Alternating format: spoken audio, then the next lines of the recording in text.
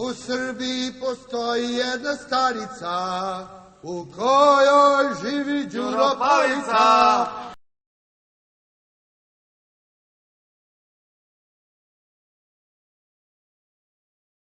Ja koliko vidim, ti imaš malo problema s ovim govorom, jeli? Ma kak je, nemam, ko kaže da imam problem, ma to je gotovo, idem u ovu školu za mucanje, bre.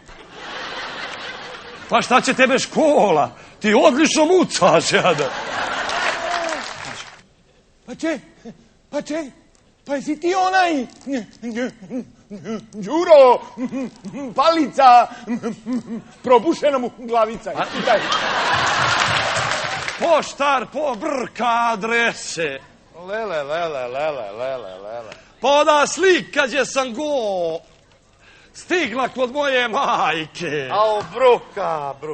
A ona kukavica dobro ne vidi.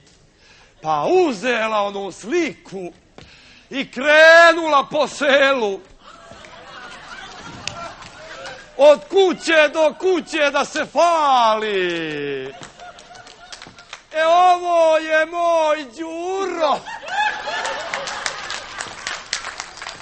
Vidi ga kako je zgodan. I ovdje kući kažem Fuksana, nemoj gledat fudbal, ajmo gledat ljubavni film, znaš. I ona kaže, ajmo Jane, znaš. I sad sedimo, gledamo ljubavni film, znaš, mogu ti pokažem. I sad ja vidim, uzbudila mi se Fuksana, sve je znoj ovako ide, znaš.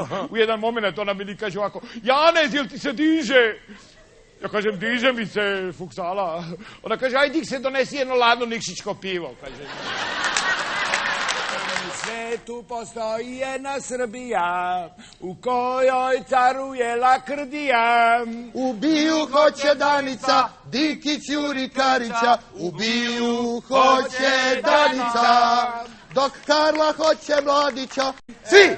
Koštunica je neobavešte.